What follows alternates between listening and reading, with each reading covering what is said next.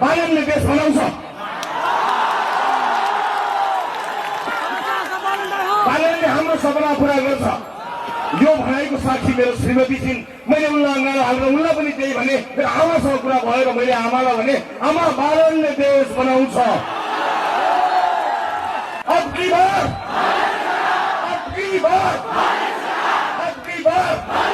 एउटा प्रशासकीय अधिकृत माग्दा पाएनन्।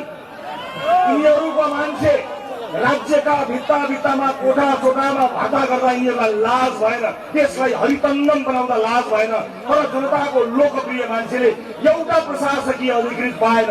अब प्रशासकीय अधिकृत होइन, तिम्रो सत्ता फेर्ने हो। देश लुटेर कमाएको एक पाइको हिसाब गर्नेछौ। अन्यायको हिसाब हुन्छ, विवेकको हिसाब हुन्छ, चेलीबेटीलाई रुवाएको हिसाब हुन्छ, बालबालिकालाई कुखुरा बनाएको हिसाब हुन्छ, प्रदेशलाई गरिब बनाएको हिसाब हुन्छ, स्कुलमा खाना नखानेको हिसाब हुन्छ, चेलीबेटीहरूलाई बोक्सीका नाममा गाउँमा दिदीबहिनीहरूलाई हिसाब पिसाब गुहाएको हिसाब हुन्छ। हर चिजको हिसाब हुन्छ, एक हिसाब हुन्छ। किनभने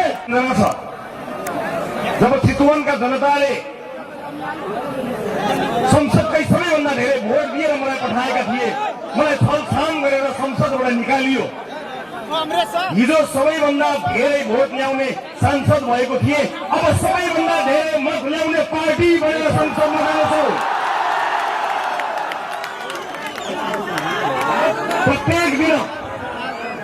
प्रत्येक दिन मेरो टाउकोमा लागेका मुद्दाहरूका कारण प्रत्येक दिन देशको कुनै न कुनै अदालतमा मैले उपस्थित एउटा कुरा दर्ज गराउन चाहन्छु।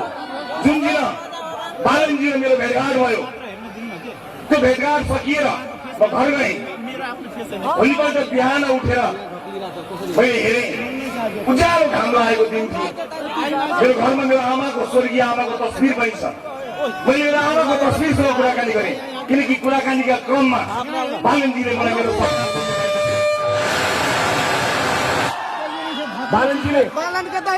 कुराकानीको क्रममा बालनजीले मलाई मेरो सपना सोध्नुभएको थियो। मैले आफ्नो सपना बताएको थिएँ, उहाँले आफ्नो सपना बताउनु भएको थियो। हामीले एकअर्काको सपना साझा गरेका थियौँ। भेट भएको 5 मिनटमा नै हामीलाई थाहा थियो कि हामी सँगै हिँड्न सक्छौँ। 5 मिनटमा तपाईँलाई यति कुरा पनि बताइदिन्छु म। रविलामी छाने र बालन शाह बीचको वार्ता 5 मिनटमा सकिएको हो। बाँकी त हामीले एकअर्कालाई चिन्नका लागि मात्र समय खर्च गरेका हौँ। जब देशको हितलाई केन्द्रमा राखिन्छ नि, त्यतिखेर कुनै वार्ताको नाटक गरिरहनु पर्दैन। तर आफ्नो हितलाई राख्यो भने मात्र यो वार्ता हुने। अब हामी दुवै यो देशको हितका लागि र जनताको चाहना अनुसार एकै ठाउँमा आएका छौँ, किन यसको विकल्प छैन। अब नेपालले यो गरिबी सहन सक्दैन, अब नेपालले यो विरोध सहन सक्दैन र पर्दैन। र त्यसरी बिहान जब मैले मेरो स्वर्गीय आमाको तस्बिरमा हेरेर मैले आमालाई भने, आमा बालनले देश बनाउँछ, बालनले हाम्रो सपना पूरा गर्छ। यो भनाइको साक्षी मेरो श्रीमती छिन्। मैले उनलाई अँगालो हालेर उनलाई पनि त्यही भने, मेरो आमासँग कुरा भएर मैले आमालाई भने, आमा बालनले देश बनाउँछ। यो मेरो विश्वास हो। मलाई चिन्ता छैन। कुनै पनि दिन अपदस्थ भएको हेलिकप्टरबाट भागेको बच्चालाई गोली ठोकेर भागेको सरकारले लगाएको मुद्दाले, अपदस्थ भएको बच्चालाई टाउकोमा र छातीमा ताकेर गोली लगाएको सरकारले ममाथि लगाएको मुद्दाले मलाई कुनै पनि दिन जेल पुर्याउला। मलाई अब चिन्ता छैन, किनकि देशले बालक पाएको छ। त्यति मात्र होइन, बच्चालाई छाती र टाउकोमा गोली हानेको सरकारले मलाई गरेको अन्यायको कुनै हिसाब छैन। देशलाई र मधेसलाई गरेको हिसाब, त्यो अन्यायको हिसाब अब चाहिँ लिने हो। अब त्यो हिसाब हामी लिनेछौँ। मलाई कुनै प्रभाव छैन। मलाई विश्वास छ यतिका मूर्धन्य नेताहरू यहाँ उभिनु भएको छ। जनताको यति ठुलो साथ पाएपछि अब चिन्ता गर्न पर्दैन। अब देश समृद्धिको बाटोमा अगाडि बढ्नेछ, सामाजिक न्यायको बाटोमा अगाडि बढ्नेछ। उपस्थित आमा बुवा दाजुभाइ दिदीबहिनीहरू, मलाई धेरै अगाडि भन्नुहुन्थ्यो कसैले कि तपाईँ मधेस त्यति आउनुहुन्न, मधेसमा तपाईँहरूको त्यति धेरै संगठन राम्रो छैन, मधेसमा तपाईँहरूको उपस्थिति कम छ भनेर धेरैले भन्नुहुन्थ्यो। उहाँहरू सबैलाई म एउटै जवाब दिन चाहन्छु, मधेसमा धेरै र दुरुस्तै समान दाजुभाइ दिदीबहिनीहरूलाई म यहाँबाट के आश्वस्त गराउन चाहन्छु, के विश्वस्त गराउन चाहन्छु भने म उनीहरूको आलोचना गर्न आएको होइन, म उनीहरूको आलोचना गर्न पनि चाहन्न। जसलाई जनताले लखेटेर भगाए तिनको आलोचना गरिरहनु आवश्यक छैन।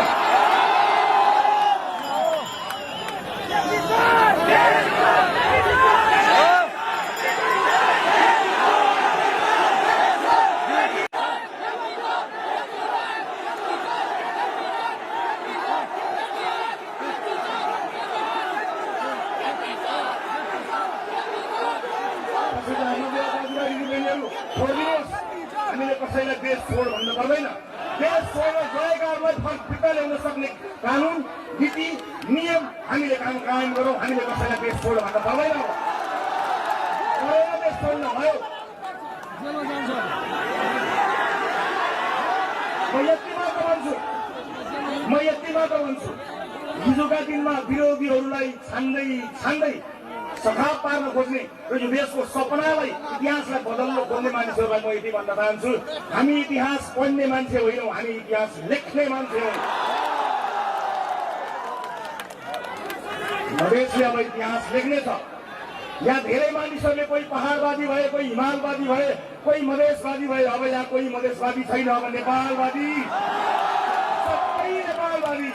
यो देश बन्छ भन्ने कुराको सपनाको बीजारोपण गर्नुहुने बालेन्द्र शाहले एउटा प्रशासकीय अधिकृत माग्दा पाएनन्। यिनीहरूको मान्छे राज्यका भित्तामा कोठामा भाटा गर्दा यिनीहरूलाई लाज भएन, देशलाई हरितङ्गम बनाउँदा लाज भएन। तर जनताको लोकप्रिय मान्छेले एउटा प्रशासकीय अधिकृत पाएन। अब प्रशासकीय अधिकृत होइन, तिम्रो सत्ता फेर्ने हो र जनताको सत्ता स्थापित गर्ने हो। म यति भन्न सक्छु, तपाईँको आँखा र तपाईँको अनुहारमा हेरेर उपस्थित आमा बुवा दाजुभाइ दिदीबहिनीहरू, तपाईँ हामीले देखेको सपना अब पुरा हुन्छ। त्यो यात्रामा आजबाट हामी जोडिएका छौँ। मलाई यो पनि विश्वास छ, यो देशका लागि सपुत कहाँ छ भनेर खोज्दै जाने होइन। यो देशका लागि सपुत म हुन्छु भनेर अगाडि बढ्ने हो। अब त्यो यात्रामा हामी अगाडि बढ्छौँ। म पुराना राजनीतिक दलका नेताहरूलाई प्रतिशोध हामीबाट हुन्न भन्ने कुरा ढुक्क पार्न चाहन्छु। तपाईँका लागि झुटा मुद्दा लगाउँदै अदालतको ढुङ्गा चाहँदै हाम्रो सरकार जाने छैन, ढुक्काउनुहोस्। तर देश लुटेर कमाएको एक पाइको हिसाब गर्नेछौँ। अन्यायको हिसाब हुन्छ, विवेकको हिसाब हुन्छ, चेलीबेटीलाई रुवाएको हिसाब हुन्छ, बालबालिकालाई कुकुरा बनाएको हिसाब हुन्छ, प्रदेशलाई गरिब बनाएको हिसाब हुन्छ, स्कुलमा खाना नहालेको हिसाब हुन्छ, चेलीबेटीहरूलाई बोक्सीका नाममा गाउँमा दिदीबहिनीहरूलाई हिसाब खुवाएको हिसाब हुन्छ। हर चिजको हिसाब हुन्छ, एक हिसाब हुन्छ।